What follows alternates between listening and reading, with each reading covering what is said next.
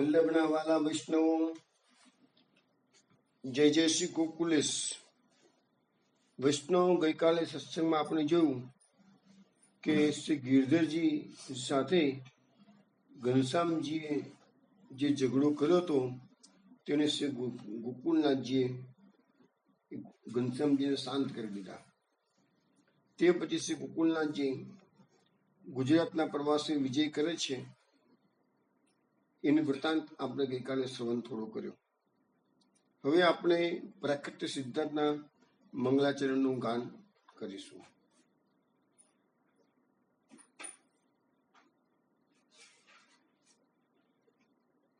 जय जय गोकुल के जान जीवन प्रभु,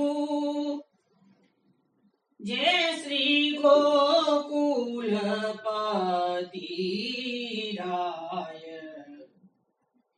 जय जय श्री गोकुल प्रिय आत्मा, जय श्री गोकुल सुख दाय, जय श्री गोकुल पति राय, जय जय श्री गोकुल नाथ जी, जय श्री गोकुल सुख धाम, जय जय लीला नितनवी, जय श्री पूरन काम, जय श्री गोकुल पति राय, कर जोड़ी चरणे नमो श्री वल्लभ रस रास, अभिलाषा जे जे मन धरू, ते करवी पूरन कामा, जय श्री गोकुल पति राय, जय जय गोकुल के जन जीवन प्रभु, जय श्री गोकुल पति राय. વૈષ્ણવ, ગઈકાલના સત્સંગમાં આપણે શ્રી ગોકુલનાથજીનો જે ગુજરાત પ્રવાસ એમના જીવનકાળ દરમિયાન ફક્ત એક જ વાર પણ ઘણો લાંબો હતો, લગભગ 13 મહિનાનો પ્રવાસ હતો. એ પ્રવાસનું વર્ણન ગઈકાલે આપણે શરૂ કર્યું અને ત્યાં દ્વારકા સુધી ગોકુલજી સાથે આપણે બધા આવી ગયા છીએ.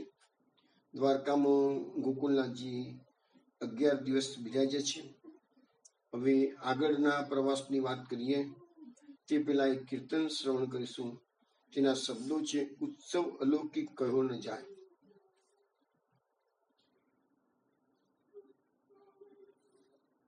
उत्सव अलौकिक कहो न जाई, उत्सव अलौकिक कहो न जाई, उत्सव अलौकिक कहो न जाई, उत्सव अलौकिक कहो न जाई, भक्तन के उर सदा बसत प्रभु, प्रगट भये सुखदाई,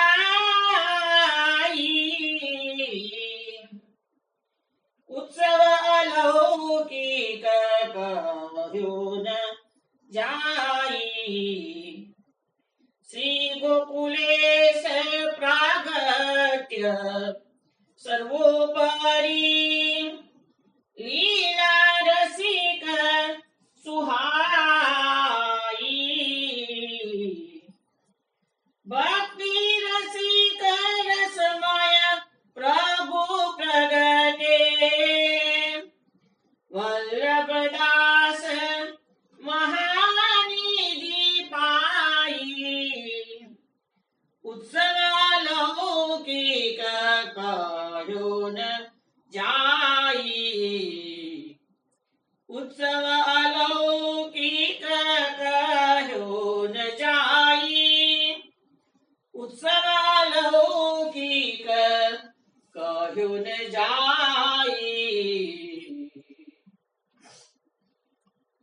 આ પદ વલ્લભદાસનું બનાવેલું આપે આ કીર્તન સારંગ રાગમાં શ્રવણ કર્યું છે. આ શ્રી ગોકુલનાથજીના પ્રાકટ્યની બધાઈ છે. ખંભાતમાં ગઈકાલે આપણે વર્ણન કરતા હતા ગુજરાતના પ્રવાસનું. એમાં ખંભાતમાં જે નંદ મહોત્સવ ઉજવાયો હતો અને એ વખતે ગોકુલનાથજી જ્યારે પધાર્યા હતા તો એમાં જે આવો રે ગોરી આવો સાંભળો એ પદ મેં ગઈકાલે તમે શ્રવણ કર્યું, સમજાવ્યું પણ ખરું, એના ભાવ પણ સમજ્યા છીએ. તો જે માધવદાસ હતા એમને ગોકુલનાથજીનું પ્રાકટ્ય જ્યારે અડેલમાં થયું ત્યારે 1 વર્ષ પૂરું થયું પછી જે અલૌકિક નંદ મહોત્સવ ઉજવાયો હતો એ વખતે માધવદાસ ત્યાં હાજર હતા. તો ત્યાંથી માંડીને 1608માં પ્રાકટ્ય અને 1646માં ફરીથી પાછું અહીંયા ખંભાતમાં મહોત્સવની ઉજવણી થાય છે. તો એ વખતે જે બધા પદો બનાવ્યા છે માધવદાસના ઘણા પદો છે તેમાં કીધું છે કે જે મહોત્સવ ઉજવણી છે મને લખે છે કે અદો ઉત્સવ અલૌકિક કયો ન જાય. એ અલૌકિક મહોત્સવ છે એનું વર્ણન કહી શકાય એમ નથી. ભક્તન કે ઉર સદા બસત પ્રભુ પ્રકટ ભય સુખદાયી. આ ભગવાન આપણા કેવા છે? કાયમ માટે ભક્તોના હૃદયમાં વસનારા છે અને એ જ પ્રભુ આજે પુત્ર પ્રકટ થયા છે ભક્તોને સુખ આપવા માટે. ગોકુલેશ પ્રાકટ્ય સર્વોપરી લીલા રસિક સુહાઈ. આ ગોકુલેશનું બુદ્ધપરનું પ્રાકટ્ય છે એ બધા અવતારોમાં સર્વોપરી છે, શ્રેષ્ઠમાં શ્રેષ્ઠ પ્રાકટ્ય છે. કેમ? તો લીલા રસિક સુહાઈ, તો એમની જે લીલાઓ પ્રકટ કરી છે એ એમના ભક્તો, જે રસિક ભક્તો છે એને આનંદ આપનારી લીલાઓ બધી એમને પ્રકટ કરીને આપણે જાણીએ છીએ કે શ્રી ગોકુલનાથજીનું જે પ્રાકટ્ય ભક્તર પર છે એ રસાત્મક પૂર્ણ પુરુષોત્તમનું પ્રાકટ્ય છે. ભક્તિ રસિક રસમય પ્રભુ પ્રગટે વલ્લભદાસ મહાનિધિ પાઈ. હવે આ ભક્તો બધા કેવા છે? પુષ્ટિ માર્ગમાં પર્ટિક્યુલરલી આ ગોકુલનાથજીના ભક્તો બધા રસિક સ્વભાવના છે. તો એ રસિક ભક્તોનું રસનું પૂરણ કરવા માટે રસમય પુરુષોત્તમનું પ્રાકટ્ય થયું છે કે છે. અને એવા પુરુષોત્તમનું પ્રાકટ્ય થયું એટલે વલ્લભદાસ ગાય છે કે અમે તો મહાનિધિ પ્રાપ્ત કરેલી છે.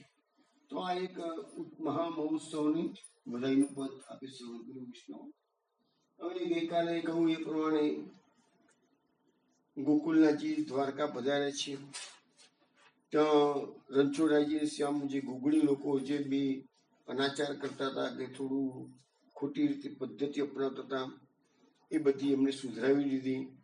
ભોગ વગેરેનો નિયત ક્રમ બાંધ્યો અને સેવાનો પ્રકાર ગોકુલનાથજીએ કહ્યું એ પ્રમાણે ગુગળી બ્રાહ્મણોએ ફોલો કર્યું છે. અને આ પ્રમાણે તેની વેલી વ્યવસ્થા કરી 11 દિવસ બિરાજી અને શ્રી ગોકુલનાથજી આગળ પધારે છે. હવે દ્વારકાથી ખંભાળીએ પધાર્યા. વૈષ્ણવના આગ્રહથી મુકામ કરી આગળ પ્રયાણ કર્યું. માર્ગમાં લક્ષ્મીદાસ ગોકુલનાથજીનો રથ હાંકતા હતા. તે વખતે શ્રીજી રથમાં પોઢ્યા હતા, પણ સુરથી નદી પાસે આવતા જ પ્રવાહનો અવાજ હતો, ખડ ખડ ખડ. પ્રભુ જાગ્યા, પૂછ્યું રસ્તો ક્યાં જાય છે? ત્યારે લક્ષ્મીદાસે કીધું કે શ્રી કૃષ્ણ ભગવાને જે સ્થળે આસુર વ્યામો લીલા કરી હતી તે પ્રભાસ પાટણ તરફ આ રસ્તો જાય છે. આ સાંભળી શ્રીજીને ખેદ થયો અને ત્યાંનો સુધનરામ જેઠવો નામનો રાજા પાછળથી આપણને પધરાવવા માટે આવ્યો હતો, પણ પોતે એ માર્ગે ન જતા એની વિનંતી પરથી એને ત્યાંતાઈ જેઠવા રાજાને ત્યાંતા જ નામ નિવેદન કર્યું અને એની સાથે ઘોડો સમર્પ્યો. ત્યાંથી શ્રીજી રાજકોટ પધાર્યા અને ત્યાં વિભુજીને સંભાળ્યા, પણ વિભુજી ઘરે હતા નહીં, તેથી એમના પુત્રને માટે શ્રી પ્રભુએ શ્રેષ્ઠ ધારણ કર્યું અને એ દ્વારા એને નિર્ભય કર્યો. પછી નવા નગરમાં શ્રીજીની પધરામણી થઈ.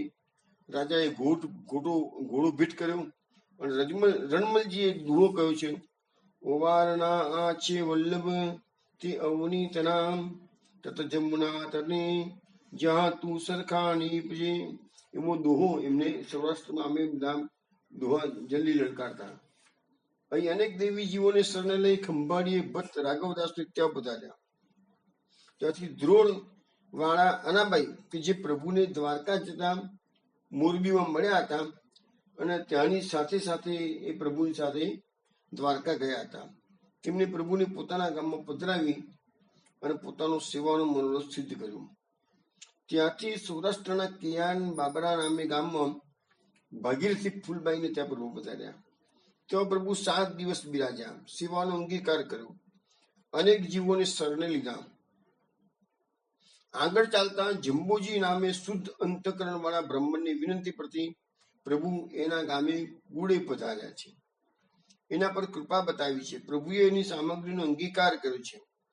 પછી પ્રભુ પાટણ પાસે આવતા મધુઓ ઠાકોર વગેરે બધા સામે લેવા પધાર્યા છે, આવ્યા છે. પ્રભુને શિવા ભટ્ટને ત્યાં પધરાવ્યા છે. તો શાસ્ત્ર રીતે પ્રભુની આદ્ય પૂજા કરી. માધવદાસ, મોહનદાસ, કલ્યાણદાસ, ગંગાબાઈ, માધવ મહેતાના પુત્ર લક્ષ્મીદાસ વગેરેને શ્રીજીએ નામ આપ્યા. એટલે એક દિવસ પ્રભુ સાળવીને ત્યાં પધાર્યા. એ પટોળા વણતો હતો અને પોતે પૂછ્યું કે પટોળા તમે કેવી રીતે વણો છો?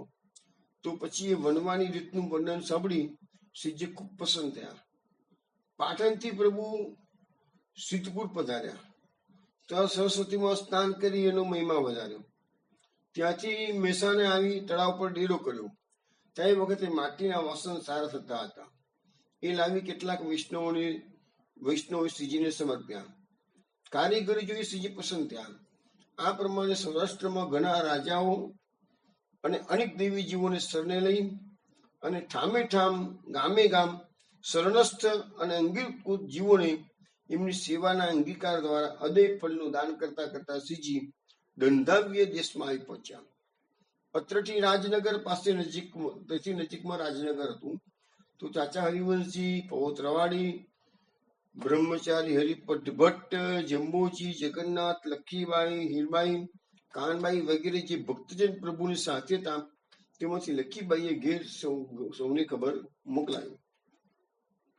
હવે ખબર મળતા જ રાજનગરનો વૈષ્ણવ સમાજ સમો આવ્યો અને શ્રીજીને વિઠ્ઠલદાસને ત્યાં પધરાવ્યા. પ્રભુએ દિવાળી તથા અન્નકૂટના ઉત્સવ અહીં જ કર્યા. અન્નકૂટ શ્રી મદન મોહનજીના મંદિરમાં પુરાયો હતો અને કેકા મહેતાના આગ્રહથી શ્રીજી એને ત્યાં સૈયદપુર પધાર્યા. વિઠ્ઠલદાસ અને બીજા વૈષ્ણવ પણ સાથે ગયા હતા. માર્ગમાં વિઠ્ઠલદાસ શ્રીજીનો રથ આપતા. અહીં કેવળ એની વિનંતી પરથી ધ્યાન આવી એક ભાળ ગુંજીને શરણે લીધી. એને પ્રભુને વિનંતી કરી કઈ બિરાજો ત્યાં સુધી હું છોલા લઉં અંગીકાર કરજો. એનો ભાવ જોઈ ભક્ત મનોરથ પ્રભુએ એની વિનંતી સ્વીકારી. તેથી હંમેશા સુંદર છોલા લાવતી અને શ્રીજી પ્રેમથી આરોગતા. અહીંયા અમદાવાદમાં શ્રી ગોકુલનાથજી ભાઈલા કોઠારી ત્યાં આસારામ બિરાજતા. ત્યાં એમની બેઠક આજે પણ પ્રકટ છે. ગુજરાતમાં મેં ગઈકાલે કહ્યું હતું, ગુજરાતમાં ગોકુલનાથજીની 2 બેઠકો છે, ગોધરામાં અને બીજી છે અસારામાં. અસારામાં ભાઈલાલ કોઠારી ત્યાં. એટલે બંને જગ્યા પર શ્રી ગોકુલનાથજી શ્રીમદ ભાગવતનું પારાયણ કર્યું છે. ગોકુલનાથજી ગુજરાતના પ્રવાસમાં ઘણી જગ્યાએ મહિનો પણ રોકાયા છે, વધારે પણ રોકાયા છે, પણ કોઈ જગ્યાએ બેઠક પ્રકટ નથી. જ્યાં શ્રીમદ ભાગવતનું પારાયણ કર્યું તો બેઠક પ્રકટ થાય. તો અહીંયા એમને અસારો પારાયણ કર્યું છે અને ગોધરામ પણ પારાયણ કર્યું. બંને જગ્યાએ બેઠકો પ્રકટ છે, સેવા પ્રકાર ચાલે છે. હવે આ પુષ્ટિ કૃપાનો વિચાર તમે કરો. જે પ્રભુના થઈને રહે છે અને જેમને પોતાના કરીને પ્રભુ માને છે તેવા જીવોને પસંદ રાખવા, એમના મનોરથ સિદ્ધ કરવા પોતે અનેક પ્રકારનો શ્રમ વેઠે છે. એટલું જ નહીં, એમ કરવામાં આનંદ માને છે. પ્રભુ પોતે તો આત્મારમ સ્વતંત્ર છે, છતાં ભક્તજનના ભાવને વશ થઈ એમની સાથે એમની ઈચ્છા પ્રમાણે ક્રીડા કરી એમને સંતોષ આપે છે.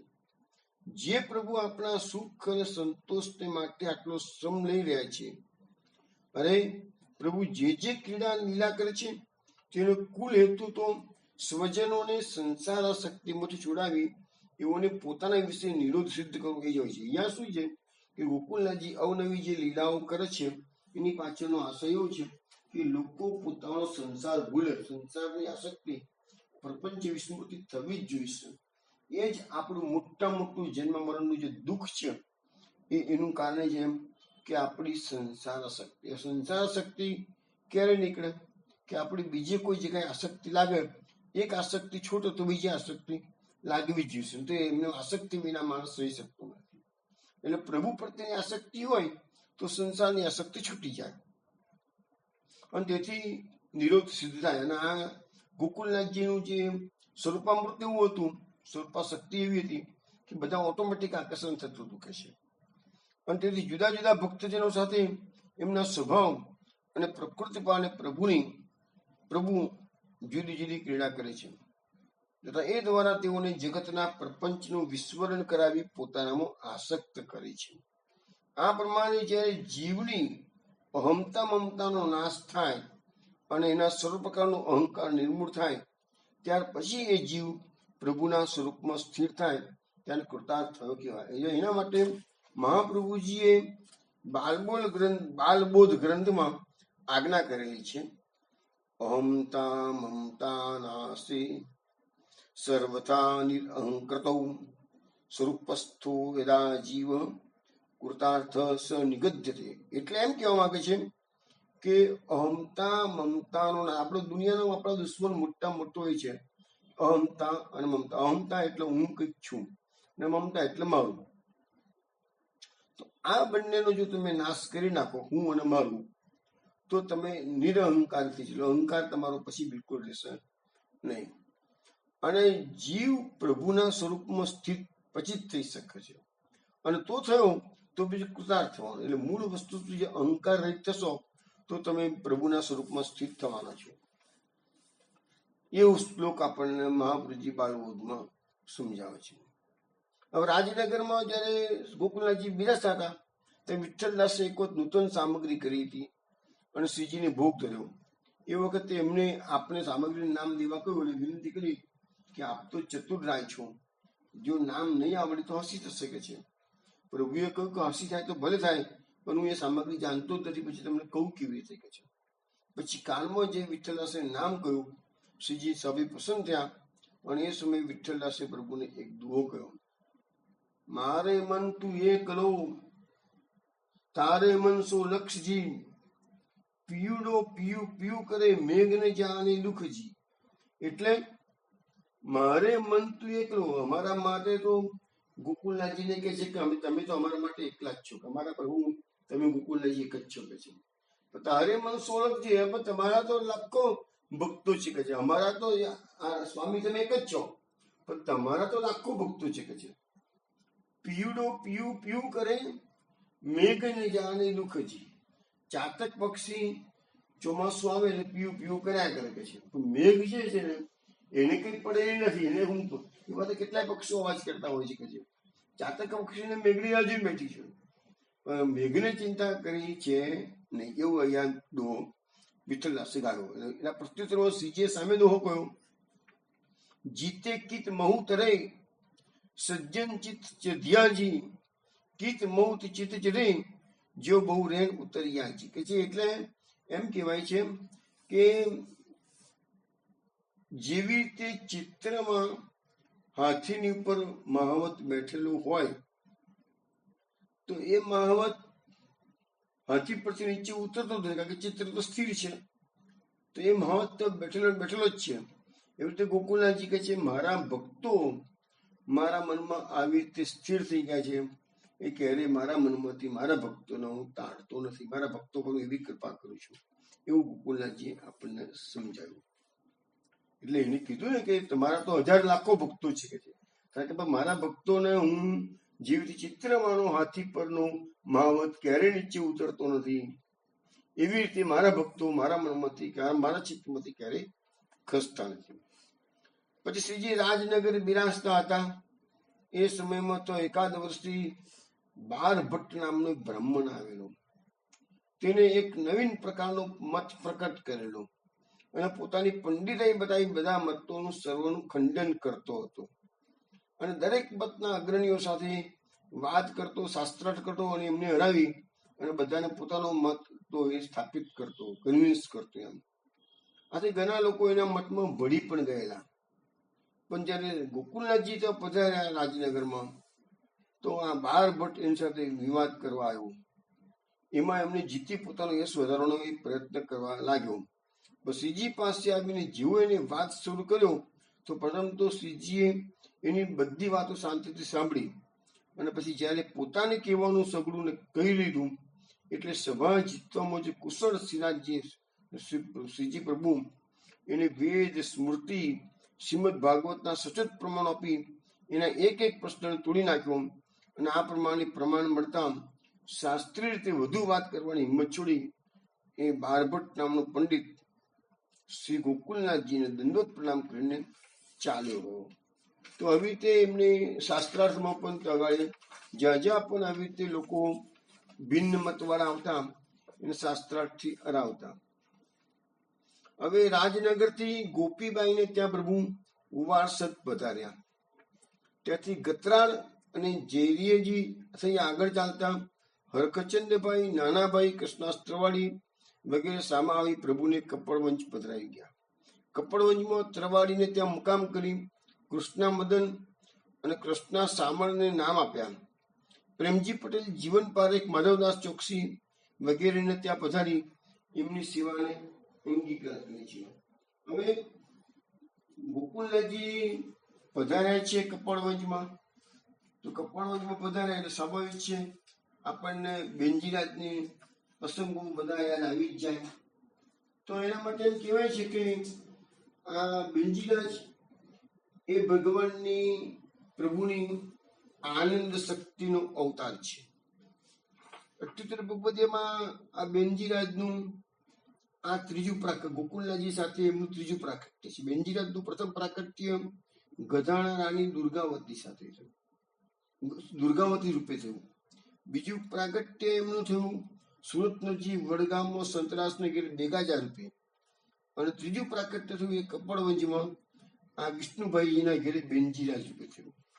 હવે ત્યારે ગોકુલનાથજી ગુજરાતના પ્રવાસમાં સંવત 1646-47 હતા તે કપડવંજમાં પધરાવ્યા. તે વખતે ગુસાઈજીના પ્રભુચરણના કૃપાપાત્ર સેવક રેડા ઉનુંબર પણ ત્યાં હતા. અને એમના દ્વારા વિષ્ણુભાઈજી શ્રી ગોકુલનાથજીના શરણે આવેલા. તો જ્યારે વિષ્ણુભાઈ આવ્યા તેને આપશ્રી શ્રીમુખે આજ્ઞા કરી કે તેરે ઘર લીલોપયોગી એક રત્ન પ્રકટ હોય ગો.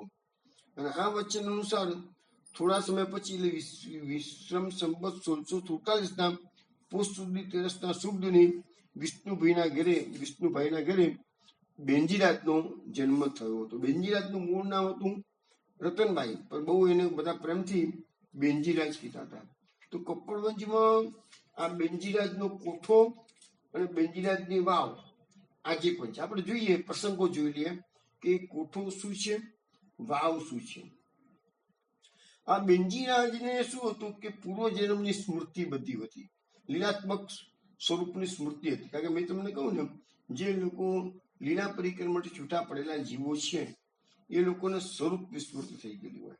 પરંતુ આવી રીતે કોઈ મહાપુરુષની કૃપા, ભગવત કૃપા થઈ જાય તો એને પોતાની સ્મૃતિ. બેનજીરાજને અગાઉ દુર્ગાવતીજી હતા, પછી સંતરાસના ઘેર બેગાજા રૂપી હતા, અને આ ત્રીજું પ્રાકટ્ય બેનજીરાજનું હતું.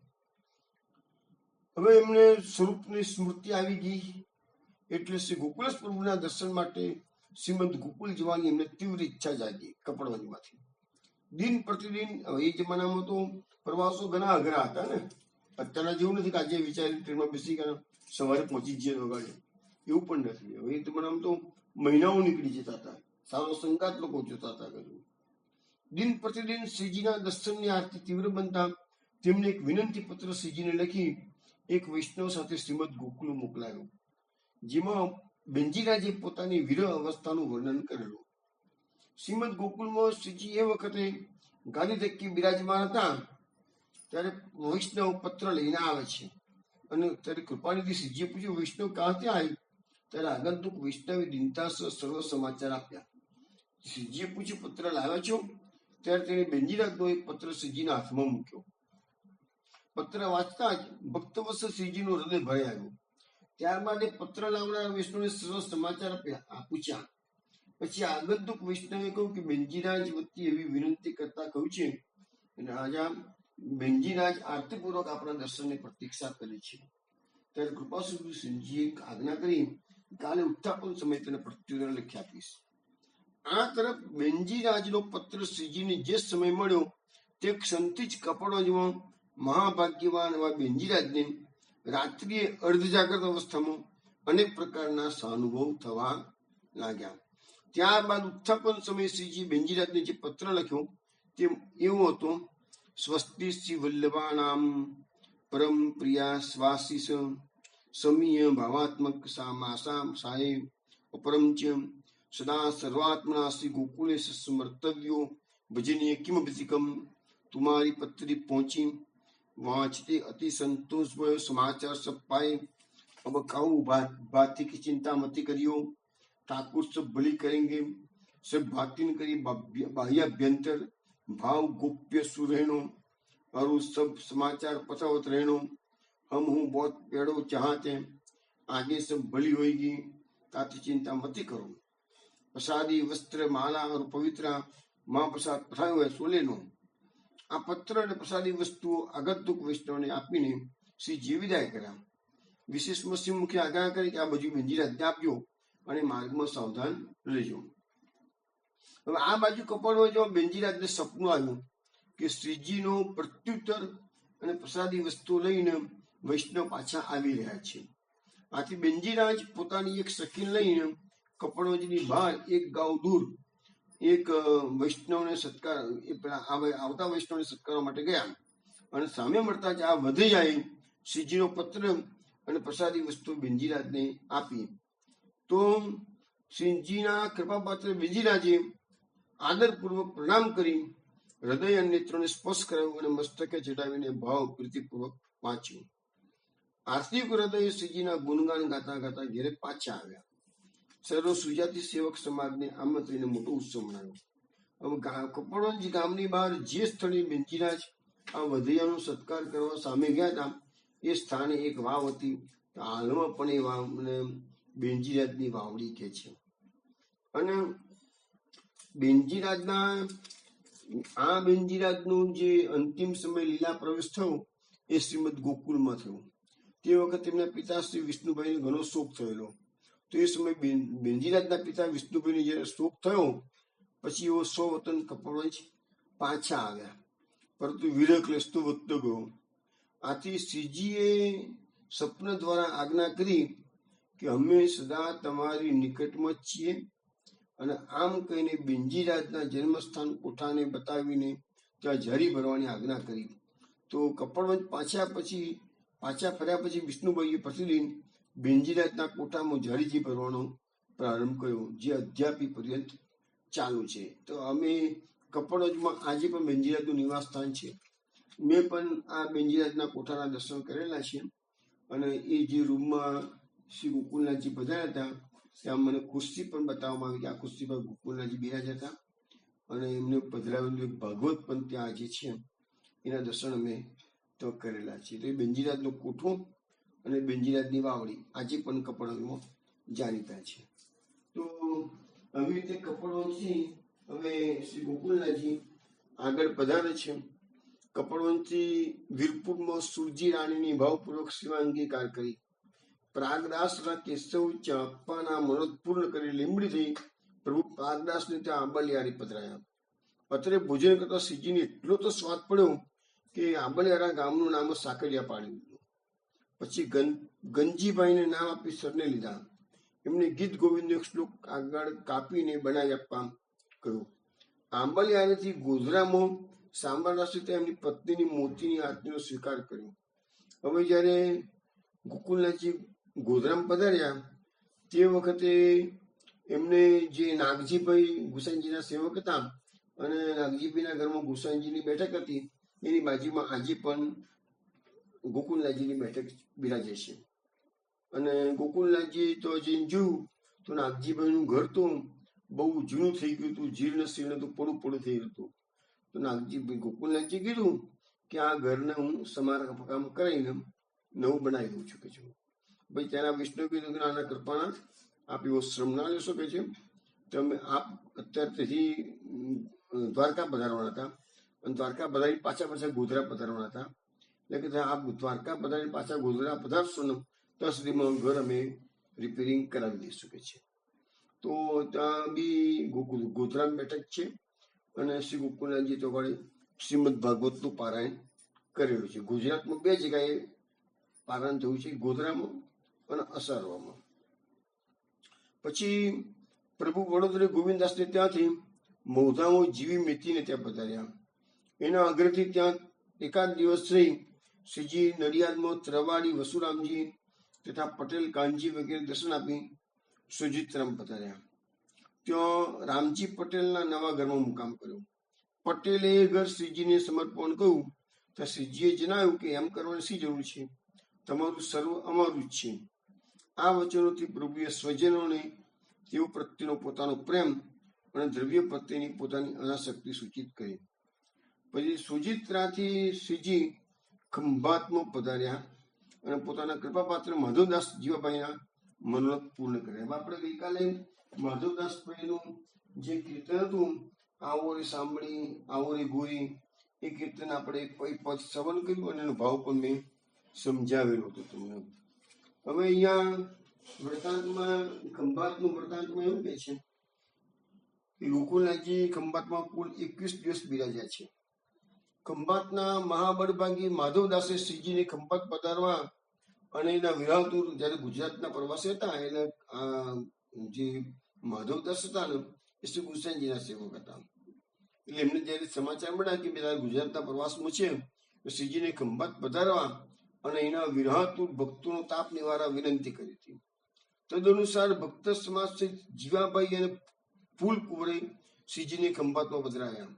શ્રીજીની ખંભાત પધરામની વેળા આ નગરની અવર્ણનીય શોભાને શ્રી ગોપાલદાસભાઈ વર્ણવે છે કે ધ્વજા, પતાકા, સુંદર ચોક, સાથિયા, કડલીના સ્તંભ, તોરણમાળા, મંગલ કરોસથી નગર શોભતું હતું. સમિયાના, ચંદરવા વગેરેથી મોટા મંડપો રચ્યા હતા. સુગંધિત જળનો ચોમેર છંટકાવ કર્યો હતો. વિવિધ વાજિંત્રોનો મધુર ધ્વનિ સર્વત્ર ગુંજી રહ્યો હતો. ઉત્તમ વસ્ત્રાલંકાર ધારણ કરી નગરના નર નારીઓ શ્રી વલ્લભવરને બધામાં તત્પર બન્યા હતા. ખંભાત નગરમાં પ્રવેશતા પહેલા શ્રીજીએ નગરની બહાર તળાવ પર મુકામ કર્યો. અહીં ભોજન કર્યું, વિશ્રામ કર્યો. શ્રીજી ઉત્થાપન સમય પ્રસન્નતાથી બિરાજ્યા. તે સમયે નગરનો ભક્ત સમાજ શ્રીજીને પધરાવા વાસ્તે ગાસ્તે સન્મુખ આવે છે. શ્રીજીએ તે સમયે કેસરી ધોતી, કેસરી પાંખ, કેસરી ઉપરનો ધરીને પામરી ઓઢી હતી. શ્રી બાહુઓમાં બાજુબંધ, શ્રી અંગુલીઓમાં મણિજડિત મુદ્રિકાઓ, લલાટમાં કેસરી તિલક શોભી રહ્યું હતું. પધરામાં આવેલા સઘળા ભક્તોની વિનંતીથી શ્રી વલ્લભભર શ્રી કરકમલોમાં ચાબુક ધરીને ચંચલ અશ્વ પર બિરાજમાન થયા. તે સમયે અંતરંગ સેવકોએ શ્રીજીના મસ્તકે સ્થિર છત્ર ધર્યું. બંને બાજુએ સ્વરૂપાસક્ત નિજ્યનો ચમર દોડતા હતા. નરનારીઓ પાછળ રહીને મંગલ ગાન કરતી હતી. ઢોલ, નગારા, શરણાઈ, મૃદંગ, જાજ આદિનો અવાજ સંભળાઈ રહ્યો હતો. શોભાયાત્રાની આગળ રંગબેરંગી આતશબાજી થઈ રહી હતી. નગરજનો શોભાયાત્રાની આજે શ્રી ગોકુળનાથજીના સ્વરૂપ લાવવાને અમૃતનું પાન કરવા કેટલાય લોકો નગરજનોની બહાર આવી ગયા અને માર્ગની બંને બાજુ ઉભા રહ્યા. કેટલાક અકતારી પર ચડ્યા. કેટલાક શ્રીજીની ચો તરફ જે કાર કરતા સગમત ચાલી રહ્યા હતા. આજે નગર ભવનમાં ભીતર કોઈ રહ્યું નથી અને બધા શ્રીજીના દર્શન કરવા માટે આવ્યા છે. હવે આ શ્રીજીમાં એમ કરતા મક્ષસુદ છઠનો મહોત્સવના આગળના દિવસે શુભ છઠના દિવસે ગોકુલેશ પ્રભુ ખંભાતમાં જીવાભાઈ પરેખના ઘરે પધાર્યા. મંગળ કળશથી શ્રીજીને વધાવી આરતી ઉતારી નોછાવરી વાળી અને પછી સુંદર ગાદી તરીકે શ્રીજી બિરાજમાન થયા. શ્રીજીના સ્વરૂપ માધુર્યના દર્શન કરી સૌએ ધન્યતા અનુભવી. ત્યારબાદ ઉત્તમ પાક સામગ્રી સિદ્ધ કરીને શ્રીજીને આરોગાવી. ત્યારબાદ બીડા આરોગ્યને શ્રીજી સુખ સંજ્ઞાએ પોટ્યા. આ પ્રમાણે જીવાભાઈના મનોરથ પૂર્ણ કર્યા. બીજે દિવસે એટલે કે મકસદ સુધી સાતમના દિવસે શ્રીજીનો પ્રાકટ્ય ઉત્સવ મહાઉત્સવ હતો. મેં તમને કહું થોડા પહેલા કે આ માધવદાસે પહેલો પ્રાકટ્ય ઉત્સવ જયારે થયો સંવત 2016-16-9 એ વખતે અડેલ પધાર્યા હતા ગુસાઈજીના પત્રથી. ગુસાઈજીના સેવક હતા એટલે. અને એ વખત પછી આ સીધો મહોત્સવ એમણે અહીંયા ઉજવે છે. આ મહોત્સવ લીલાનું અદભુત વર્ણન શ્રી ગોપાલદાસજીએ માંગલ્ય 12 કરેલું છે. ત્યાર પછી શ્રી વલ્લભર માર્કંડે પૂજા માટે ચોકમાં બિરાજ્યા. વિપ્રોએ વેદ મંત્રોથી આશીષ આપી. તે સમયે આપશ્રીના પ્રાકટ્યોત્સવની વધાઈના મંગલગાન થઈ રહ્યા હતા. મંગલવાદ્યો ચોતરફ વાગી રહ્યા હતા. ત્યારબાદ શ્રીજી ભોજને પધાર્યા અને ત્યાર પછી ભક્ત સમાજે પ્રસાદ લીધો. શ્રીજી ગાદી તક્કી બિરાજીને બીડા આરોગી રહ્યા હતા. શ્રીજીના આરક્ત અધર રસથી રંજિત શ્રી મુખારવિંદના દર્શન રસપાન સમસ્ત ભક્તવૃંદ કરી ધન્યતા અનુભવી રહ્યો હતો. ત્યારબાદ સૌ ભક્તજનોએ શ્રીજીના ચરણ સ્પર્શ કર્યા, દંડવત પ્રણામ કર્યા, અસાધિકાર ભેટ કરી આ પ્રમાણે શ્રીજીના પ્રાકટ્યોત્સવને અતિ આનંદ ઉલ્લાસથી મનાવ્યો. ખંભાતના માધવદાસે શ્રીજીની મહોત્સવ લીલાનું ગાન સ્વરચિત ધોળ કીર્તનમાં કરેલું છે. એટલે ઘણા પદો માધવદાસે ગોકુલનાથજીના વધાઈના ગાયા છે. અધ્યાથી પરંતુ સૌ ગાન કરીને મહોત્સવના સુખ આનંદ માને છે. શ્રી ગોપાલદાસજી માંગલ્યમાં કે છે માંગલ્ય 12 માધવદાસ તે સમયની લીલા ગાઈ, પ્રભુનો એ સ્વભાવ સદા સુખ સુખદાયી, લીલા અનેક પ્રકારની નિત્ય નિત્ય થાય, ભાગ્યવાન અનુભવી વાણી તે કેમ કહેવાય. હવે આ ખંભાતમાં શ્રીજી કુલ 21 દિવસ બિરાજ્યા. એ દરમિયાન ભરૂચથી દાદા નારાયણજી, એ વખતે એમની ઉંમર લગભગ 20-21 વર્ષની હશે. ધંધાના કોઈ કામ માટે ભરૂચ આવેલા હતા. પણ ખંભાતમાં આવેલા હતા. પણ ખંભાતમાં આવીને શ્રીજીના દર્શન થતા જ એ શરણ લેવા માટે વિનંતી કરી. આથી આપશ્રીએ કૃપા કરીને તેમને નામ આપ્યું. નામ પામીને દાદા નારાયણજી બહાર આવ્યા તો ચાચા હરિવંશજીએ પૂછ્યું કે તમે સમર્પણ કર્યું? તો દાદા નારાયણજીએ પ્રત્યુત્તર આપ્યો કે ના, આપશ્રીએ તો માત્ર મને નામ આપ્યું છે. તો ચાચાજીએ કહ્યું કે એટલું પૂરતું નથી, માર્ગની રીત અનુસાર સમર્પણ પણ તમારે કરાવવું જોઈએ. ચાચાજીની વાત સાંભળી દાદા નારાયણજી ફરીથી શ્રીજી પાસે ગયા અને વિનંતી કરી, કૃપાનાથ મને આત્મનિવેદન સમર્પણ કરાવો. દાદા નારાયણજીની આ વિનંતી સાંભળી કૃપા સિંધુ શ્રી ગોકુળેશ પ્રભુએ પ્રસન્ન વદને સ્વમુખી આજ્ઞા કરી ત્યારો સમર્પણ હોઈ ગયો. આ પ્રસંગને વર્ણવતા શ્રી ગોપાલદાસજી પણ કહે છે, પરમ કૃપા કરી બોલ્યા તેરો સમર્પણ ભયો, હેતસુ એ વચન પ્રકટ કરી વાલે ભાખ્યું, ભક્ત રૂપ ઉત્સાહથી સ્વત મનમાં ધરી રાખ્યું. તો આ પ્રકારે સ્વપ્રમેય મળે દાદા નારાયણજીનો શ્રીજીએ અંગીકાર કર્યો. હવે આ દાદા નારાયણજીનું આપણે જયારે ભરૂચમાં પધારશે તો દાદા નારાયણજીનો આખો પરિવાર, એમના 5 દીકરા, એમાં જે ત્રિકમદાસ છે, ત્રિકમદાસના 5મા દીકરાનું નામ ગોકુળભાઈજી અને ત્રિકમદાસના મોટા દીકરાનું નામ છે મોહનભાઈજી. મોહનભાઈજીના નાના ભાઈ છે વલ્લભદાસ. બધો આખો પરિવાર શ્રી ગોકુલનાથજીનો શરણાગત હતો. હવે આપણે આ માધવદાસ બનાવેલું એક સુંદર પદ છે, એનું ગાન શ્રવણ કરીએ. પિયુજી મુજને વ્રજ જોવાના કોડ કે, વ્રજ જોવાના કોડ કે, વેગે આના મોકલો રે. પિયુજી મુજને વ્રજ જોવાના કોડ કે, વેગે આના મોકલો રે. આવ્યો સાસરિયાનો સાથ કે, સાસરિયાનો સાથ કે, તેને મુજને એમ કહ્યું રે. આજ પિયો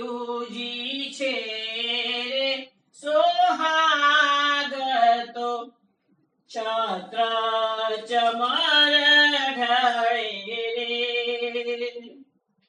આજ વ્રજમાં છે રે આનંદ તો છે રે આનંદ તો રાય રાના આળંગ કરે રે સુખીઓ છે સગ લેડો સાથ તો વાર ભરી એવું તની રે જય જુઓ શ્રી મંદિર માય તો શ્રી મંદિર માય તો શ્રીનાથજીની સેવા કરે રે જય જુઓ શ્રી બેઠક માય તો ગાદી મૂળે શોભતા રે જય જુઓ રાજ દરબાર તો રાજ દરબાર તો સુખડેથી સાગર ઉલટ્યો રે જય જુઓ શ્રી યમુનાજી ના તીર તો વીરો શોભાજી તનો રે ગિરિરાજને કરું પ્રણામ તો કરું પ્રણામ તો દેખી મારું મન ઠરે રે એ રે લીલા છે રે અગાધ તો મુખડેથી મારે શું કહું રે વળી માગે માધવ દાસ તો માધવ દાસ તો ચરણની સેવા દીજીએ રે પીયુજી મુજને વ્રજ જોવાના કોડ કે વેગે આના મોકલો રે આવ્યો આવ્યો સાસરિયાનો સાથ કે સાસરિયાનો સાથ કે તેને મુજને એમ કહ્યું રે શ્રી ગોકુલનાથ કી જય વૈષ્ણવ આ પદમાં માધવદાસ એ ભક્તની આરતી રજૂ કરી છે. આમાં સમજાવે છે માધવદાસ કે પિયુજી વ્રજને વ્રજ જોવાના કોળ વેગે આના મોકલો રે. હે પ્રભુ, મને વ્રજ જોવાની ઘણી ઈચ્છા થઈ ગઈ છે, માટે કૃપા કરો મારા પર કે છે. આવ્યો આવ્યો સાસરિયાનો સાથ કે તેને મુજીને એમ કહ્યું છે. તો મને વ્રજ જોવા આવું છે, પણ મને સાસરિયાનો સાથ તો મળી ગયો છે એવું મને કહેવામાં આવી શકે છે. આજ પીવું છે રે સુહાગ તો છત્ર હવે વ્રજમાં પધારે ભક્ત, હજુ તો પધાર્યા નથી, ખાલી એને જો કોળ જાગ્યા છે તો હવે મનમાં કલ્પના કરે છે કે હું જઈશ તો ગોકુળનાથજીના દર્શન મને થશે. તો કેવા દર્શન થશે? આજ પીવું છે રે સુહાગ તો છત્ર ચમર ધરેલી. હવે એ કહે છે ગોકુળનાથજી તો ખૂબ સુંદર દેખાવામાં છે, સબળું છે કે છે. તો કે છે એને તો છત્ર ને ચામર, કોઈ છત્ર ધરીને ઉભું હોય, ચમર ધોળી દેવા હોય ભક્તો કે છે.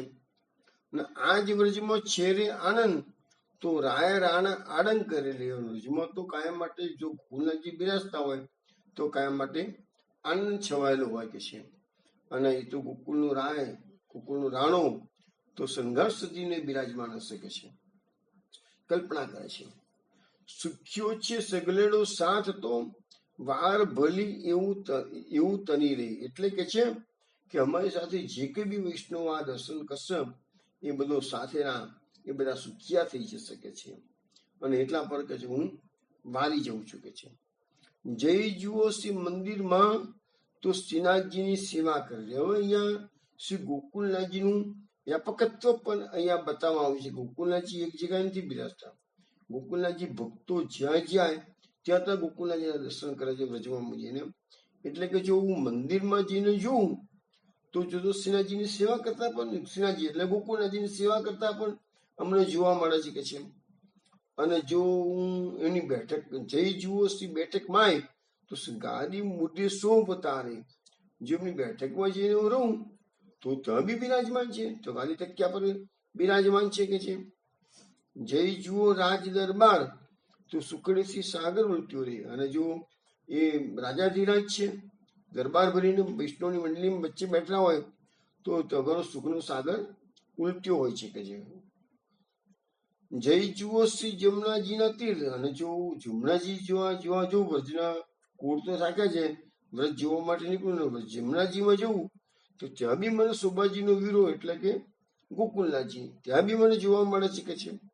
ગિરિરાજને કરું પ્રણામ તો દેખી મારું મન ઠરે. એવા ગોકુલનાથજીને હું નવીને પ્રણામ કરું તો મારું મન કે છે ઠરકે છે. એટલે અહીંયા ગોકુલનાથજીને મંદિરમાં જોવા મળે છે, બેઠકમાં જોવા મળે છે, એમના જે કિનારે જોવા મળે છે, બધે જોવા મળે છે. પણ આ બધું એનું શ્રી ગોકુલનાથજીનું વ્યાપકત્વ એક સાથે બધી બિરાજે છે એવો ભાવ આમાં બતાવેલો છે. એરે લીલા ચેરે અગાધ તો મુખડેથી મારે શું કહ્યું, ગોકુલનાથજીની આવી જે લીલાઓ છે એક સાથે બધી જગ્યાએ દર્શન આપી દે છે એવી લીલા અગાધ છે કે છે. મુખડેથી મારા મુખેથી હું એનું શું વર્ણન કરું કે વધારે કે છે. વળી માગે માધવદાસ તો ચરણની સેવા દીજે. માધવદાસ કહે છે એવા શ્રી ગોકુલનાથજીના ચરણની સેવા હું માગું છું. તો વિષ્ણુ આ પદ માધવદાસનું બનાવ્યું છે. ખંભાતમાં અત્યારે શ્રી ગોકુલનાથજી બિરાજી રહ્યા છે એટલે આપણે ખંભાતના માધવદાસનું પદનું અવગાહન કર્યું છે. હવે આ પ્રમાણે ખંભાતમાં 21 દિવસ બિરાજી તેના મુખ્ય જે ભક્તો છે માધવદાસ છે, જીવા પારેખ છે, સહજપાલ દોશી છે, કેશવદાસ ક્ષત્રિય છે, શ્યામદાસ ચૌધરી છે, દેવરાજ હરજીભાઈ વગેરેની વિવિધ પ્રકારની સેવાઓ અંગીકાર કરી સર્વને સંતોષ આપી શ્રીજી માગસરવદી અમાસના રોજ વડોદરા પાછા પધાર્યા. તો માધવજીભાઈ, મોહનભાઈ નાગરવાણિયા, પુરુષોત્તમદાસ કનોજિયા, પંચોળી માલજી વગેરેને ત્યાં એમની સેવાનો અંગીકાર કર્યો. ત્યાં નારાયણદાસ દેશવાળને ત્યાં પ્રભુએ બેઠક કરી. મેં અહીંયા સાંભળ્યું કે ગોકુલનાથજી વડોદરા પધાર્યા ત્યાં અહીંયા એમને મુકામ હતો સુલતાનપુરામાં. તો આજે જગા તો હજુ પણ છે કે જ્યાં ગોકુલનાથજી બે હતા.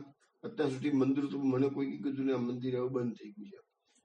ગોકુલનાથજીનું મંદિર સુલતાનપુરામાં હતું અને મહોત્સવ ખૂબ ધામધૂમથી ત્યાં ઉજવાતો હતો. છેલ્લા કેટલા વખતથી બધું બંધ થઈ ગયેલું છે.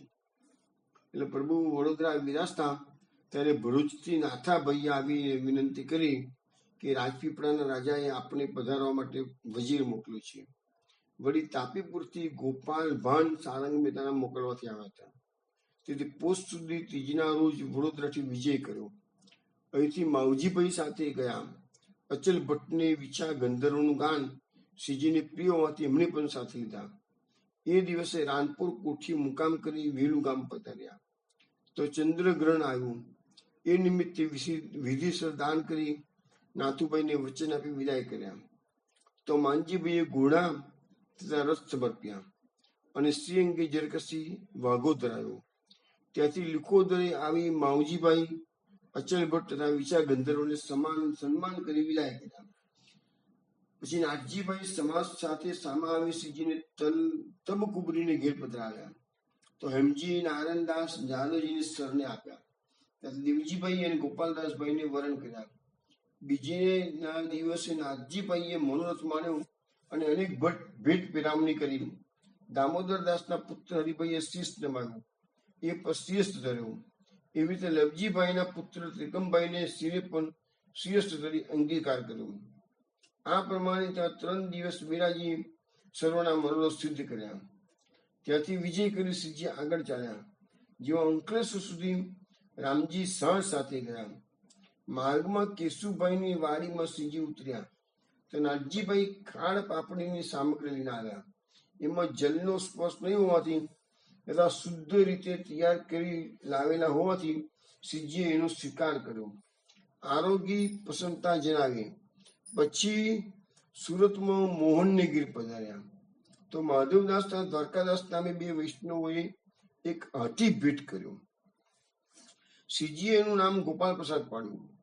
વળી રાજનગરની માફક અત્રે પણ એક હરિકોકા નામનો નાગર બ્રાહ્મણ, જેને ભક્તિ માર્ગનું કઈ જ જ્ઞાન હતું નહીં, એ દુષ્ટ બુદ્ધિથી શ્રીજીની સાથે શાસ્ત્રાર્થ કરવા આવ્યો.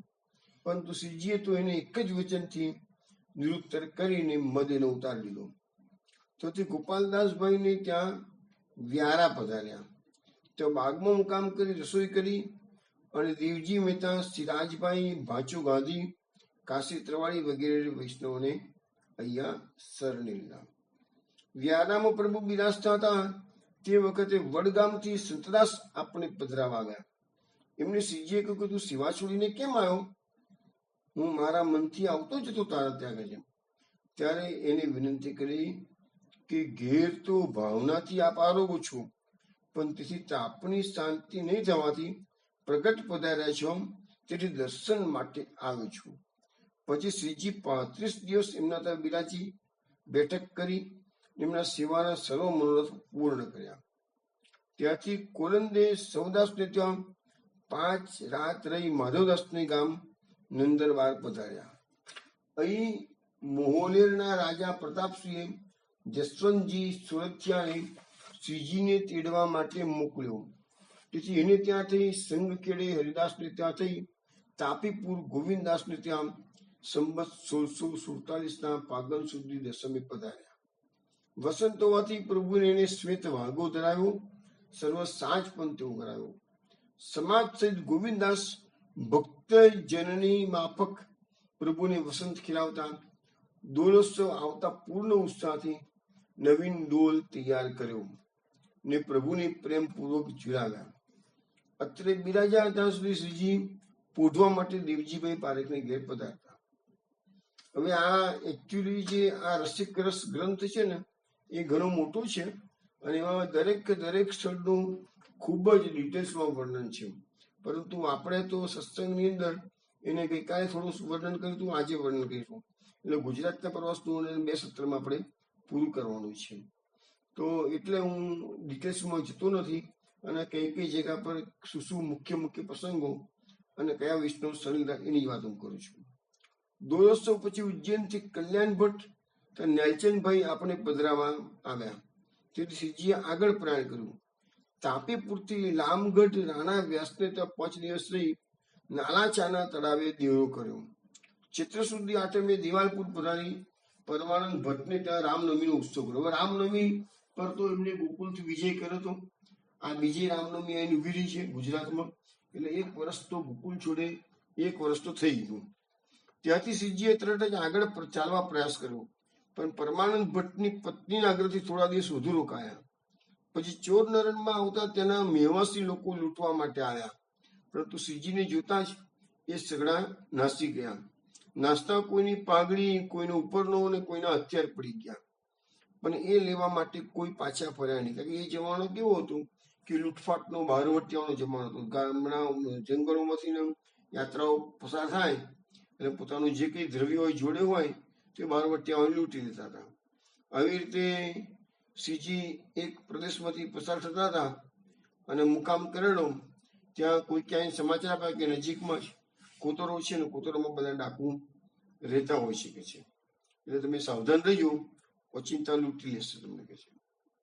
શ્રીજીએ શું કર્યું, એ કોતરોમાં ડાકુ બધા બિરાજતા હતા. શ્રીજીએ પોતાના એક માણસને પ્રસાદ લઈને કીધું જાઓ ડાકુ આપી આવો કે છે, અને બધાને કીધું કે આ પ્રસાદ લઈ લો તમે. એટલે પેલો માણસ હિંમત કરીને કોતરોમાં ડાકુઓને પ્રસાદ આપવા માટે જાય છે. પણ જેવો પ્રસાદ કાઢ્યો તો બધા ડાકુઓની બુદ્ધિ ફરી ગઈ અને બધા આવીને અહીંયા શ્રીજીની જોડે ચરણ સ્પર્શ કરે ને ભેટો મૂકે છે કે ભાઈ અમારે લૂંટફાટ છોડી દેવી છે કે છે. તો એવો શ્રીજીનો પ્રબળ પ્રતાપ અમુક પુસ્તકોમાં વર્ણવવામાં આવેલું છે. અહીંયા પણ એ બનાવ્યું કે પેલા લોકો બધા આયા હતા લૂંટવા માટે, પણ બધા નાસી ગયા. શ્રીજીના સ્વરૂપનો પ્રભાવ હતો. આ મજલમાં સાથેનો બ્રહ્માંડ પાછળ રહી ગયો હતો, માટે પ્રભુએ ઘોડો થોભાવ્યો અને આવ્યા પછી જ આગળ ચાલવા મળ્યું. પ્રભુજીનો સંગ પકડે તેને છોડે કેવી રીતે? માર્ગમાં ગોપીનાથે આપણે વિનંતી કરી કે રસ્તામાં ભય ઘણો છે, માટે હથિયાર બાંધો. તો શ્રીજીએ કહ્યું કે અમારું કામ નથી. દ્વિજ કુળમાં પ્રાકટ્ય હતું, માટે પ્રભુએ એ વર્ણના ધર્મનો અંગીકાર કર્યો અને ક્ષત્રિય ધર્મનો બહિષ્કાર કર્યો છે. એ દ્વારા શ્રી કૃષ્ણ ગીતાજીમાં આજ્ઞા કરે છે એમ શ્રીજીએ સ્વધર્મનું એટલે બ્રહ્મણ ધર્મનું પાલન કર્યું. વળી અભયદાયક પ્રભુને ભય કોણ હોય કે હથિયાર બાંધવા પડે કે છે? જેની દ્રષ્ટિ માત્રથી સકળ બ્રહ્માંડ ડોલી રહે તેને વળી હથિયારની શી જરૂર છે કે છે? ઉજ્જૈન પધારી કલ્યાણ ભટ્ટ સાથે કથા વગેરે કરી એ દ્વારા સેવકોને સુખ આપી આગળ ચાલ્યા. સુનીના તળાવ પર આવી મુકામ કર્યો. ત્યાં શ્રી ગોકુળથી આવતા ગુજરાતના એક વૈષ્ણવને રસોઈ કરતો જોયો ગોકુળનાથજીએ. શ્રીજીએ શ્રી ગોકુળના સમાચાર પૂછ્યા ત્યારે એ વૈષ્ણવ શ્રીજીને ઓળખતો હતો નહીં, એટલે એને કહ્યું કે ગોકુળમાંથી હું આવું છું અને અત્યારે તો ગિરધરજી પૂર્વ દિશામાં પધારે છે અને ગોકુળનો રાણો એટલે ગોકુળનાથજી ગુજર, એને ખબર નથી કે જેને હું ગુજરાતનો રાણો કહું છું એ સામે જ ઉભા છે, એ એને ખબર નથી. ને એ દિવસે એકાદશી હતી, તેથી શ્રીજીએ એને એ દિવસે પ્રસાદ લેવાનું કારણ પૂછતા એને જણાવ્યું કે માર્ગમાં એને એકાદશીની ખબર રહી નહીં. વળી સક્રિય કરવામાં પણ કોઈ આચાર વિચાર એ વૈષ્ણવનો હતો નહીં, તેથી શ્રીજીએ એને એ વિશે પૂછ્યું. પણ ગુજરાતની એવી રીત જાણી શ્રીજી મુસ્કરાયા અને અંગીકૃત જીવ હતો, માટે કૃતિ નહીં જોતા એના પ્રત્યે પ્રેમ દર્શાવ્યો. પછી નામની ખબર પડતા એ વૈષ્ણવને ખબર પડી કે સામે જે બિરાજે છે એ જ ગોકુળનાથજી છે. એ વૈષ્ણવે શ્રીજીને દંડવત પ્રણામ કરી ચરણમાં માથું મૂક્યું, એને માટે શીશ ધરી શાંત કર્યો. પછી પ્રભુ સોનેર થઈ સારંગપુર વિષ્ણુદાસને ત્યાં રહ્યા પધાર્યા. ત્યાંથી વારસિંહનિશ્રે ડેરો કર્યો. ત્યાં હાથી, ઘોડા, રથ વગેરે જોઈ કેટલાક રહેવાસીઓ આવ્યા, પણ એમને માલુમ પડ્યું કે આ તો શ્રી ગોકુળનાથજી છે, તેથી નાસી ગયા. આવી રીતે પ્રભુ સ્વરૂપ અને નામના પ્રતાપથી સંઘના સેવકોના અનેક વિઘ્નો નિવારણ કરતા ગ્વાલિયરથી 3 ગાઉ આવી મુકામ કર્યો. તો ગધાના રાજા રાયસિંહ કછુઆને ખબર પડતા એ સામે આવ્યો. શ્રીજીને ગધા પધરાવી ગયો. તો રાણી વગેરેને નામ આપ્યા. ભક્તજનની વિનંતી પરથી અત્રથી સિંહસ્થ પત્ર લખી શ્રી ગોકુળ વધાઈ મોકલ્યો. હવે ગોકુળ નજીક આવ્યું છે એટલે એમને વધાઈ ગોકુળમાં હસ્તી પત્ર લખીને મોકલી આપી છે. અને શ્રીજીના નિકટ પધારવાની ખબર સાંભળતા જ શ્રી ગોકુળમાં સર્વત્ર આનંદ આનંદ થઈ રહ્યો. અને કેટલાક તો શ્રીજીને પધરાવવા આગ્રા સુધી સામે પણ ગયા છે. રામદાસના શ્રીજીએ ગઢા દ્વાદશીના પારણા કરી ગોરખઘાટ તથા ધોલપુરથી આગ્રા આવી રામદાસના બાગમાં મુકામ કર્યો. આગ્રાથી નજીક પડે તો રામદાસના બાગમાં મુકામ કર્યો. અત્રે શ્રી ગોકુળનો સમાજ આવી પહોંચ્યો, એટલે બધા સામયું કરવા માટે આગ્રા સુધી આવ્યા. આપણે ગિરધરજીનું ચરિત્ર આગળ આવશે, એમાં આવશે જ કે ગિરધરજી જયારે પૂર્વ દિશાના પ્રવાસમાંથી આવે છે, સમાચાર આવે છે કે ગિરધરજી પ્રવાસ કરી પાછા આવી રહ્યા છે, તો ગોકુળનાથજી પણ ગિરધરજીને રિસીવ કરવા માટે આગ્રા સામેથી પધારે છે. એટલે બધાને ખબર પડે કે આગ્રાથી જ આવવાનું હોય છે. તો અહીંયા પણ એ જ બનાવ બન્યું છે કે ગોકુળના બધા એમના સેવકો હતા એ સમાજ સાથે શુભ મુહૂર્ત જોઈને અગાડી આગ્રા આવી ગયા છે એમને લેવા માટે. અને શુભ મુહૂર્ત જોઈ સંવત 1647 વૈશાખ સુધી પડવાના દિવસે શ્રીજીએ વિજય કર્યો. ચંચલ ઘોડા પર સવાર થઈ પોતાના પ્રાણ પ્રભુ શ્રી ગોવર્ધનજીના દર્શન માટે શ્રીજી શ્રી ગોવર્ધન પધાર્યા. ત્યાં ગુજરાતથી લાવેલ નવીન સામગ્રી શ્રી ગોવર્ધનજીને અંગીકાર કરાવી. મુખ્ય ભીતરિયા વગેરે સેવક વર્ગનું ત્યાં સમાધાન કર્યું. અને પછી સંવત 1647 વૈશાખ સુધી બીજના રોજ શ્રીમદ ગોકુળમાં શ્રી ગોકુળનાથજી પધાર્યા. આમ એમને સંવત 1646 ચૈત્ર સુધી યાત્રાની શરૂઆત કરી હતી, તો સંમત 1647 વૈશાખ સુધી બીજીના દિવસે શ્રી ગોકુળ, તો એમના જીવનકાળમાં શ્રી ગોકુળના જે 13 મહિના માટે ગુજરાતનો પ્રવાસ કર્યો છે એક જ વાર છે. અને હવે આવતીકાલે ગુજરાતનો પ્રવાસ તો પૂરો થઈ ગયો છે. હવે આવતીકાલે આપણે સત્સંગમાં જે ગોસાઈજીનું જે ઋણ હતું 32,000 રૂપિયાનું એ ગોકુળના ચૂકતે કરે છે એની બધી વાત આપણે કાલે કરીશું. ત્યાં સુધી જય શ્રી ગોકુલેશ.